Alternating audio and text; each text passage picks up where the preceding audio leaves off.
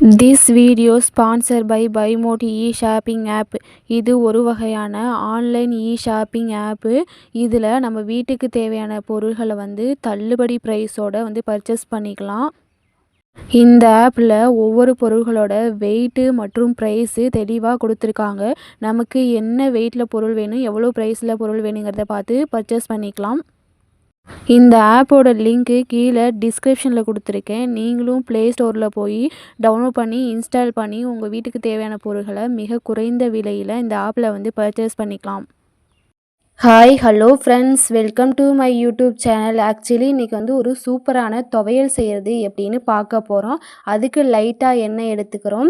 எண்ணெய் காஞ்சதும் பச்சை கடலை பருப்பு அப்படி இல்லைன்னா உளுந்தம்பருப்பு ஏதாவது ஒன்று எடுத்து லைட்டாக வதக்கணும். அது கூடவே பச்சை மிளகாய் கொஞ்சம், கருவேப்பிலை கொஞ்சம், பெருஞ்சீரகம் கொஞ்சமாக எடுத்துகிட்டு இது எல்லாத்தையும் சேர்த்து வதக்கணும். அதுக்கப்புறமா இஞ்சி கொஞ்சம், பூண்டு கொஞ்சம் எடுத்து அது கூடவே போட்டு எல்லாத்தையும் வதக்கிறோம். அது கூடவே கட் பண்ணி வச்சுருக்க சின்ன வெங்காயம் எடுத்து போட்டு வதக்கிறோம். அதுக்கப்புறமா தக்காளி கொஞ்சமாக சேர்த்துக்கிறோம். இதில் அப்படியே உப்பு கொஞ்சம் சேர்த்துக்கணும். ஏன்னா தக்காளி வெங்காயம் வதங்கிறதுக்கு உப்பு சேர்க்கணும். இது ஒரு 5 நிமிஷம் வதங்க விட்டதுக்கப்புறம் அப்படியே நம்ம பறித்து வச்சுருக்க முருங்கைக்கீரையை சேர்த்து வதக்கணும். அதையும் சேர்த்து வதக்கணும். ஒரு சில பேருக்கு முருங்கைக்கீரை பொரியலாக செஞ்சு சாப்பிடும்போது வயிற்று வலி அந்த மாதிரி ப்ராப்ளம்லாம் ஏற்படும். அந்த மாதிரி இருக்கவங்களாம் இந்த மாதிரி துவையலாக செஞ்சு சாப்பிடலாம். உங்கள் வீட்டில் இருக்கிற குட்டி குழந்தைங்களுக்கு இந்த மாதிரி முருங்கைக்கீரையை துவையலாக செஞ்சும் வாரத்தில் ஒரு முறை கொடுக்கலாம். ஏன்னா அவ்வளவு சத்து இருக்குது இந்த முருங்கைக்கீரையில். இப்போ பாருங்கள், எல்லாத்தையும் மிக்ஸ் பண்ணி விடுறோம். முருங்கைக்கீரை ஓரளவுக்கு வதங்கிருச்சு, எல்லாமே ஓரளவுக்கு வதங்கிருச்சு. இதுக்கப்புறமா கொஞ்சமாக கொத்தமல்லி சேர்க்குறோம்.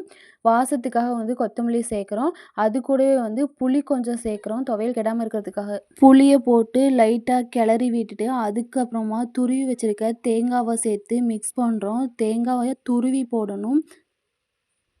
இந்த தேங்காயும் கொஞ்சமாக வதங்கணும். வதங்கினதுக்கப்புறம் எல்லாத்தையும் சேர்த்துட்டு நல்லா ஒரு கிளறிட்டு அதுக்கப்புறமா எடுத்து வச்சுட்டு சூடு ஆறுனதுக்கப்புறம் மிக்ஸி ஜாரில் போட்டு அரைச்சி எடுத்துக்கிறோம்.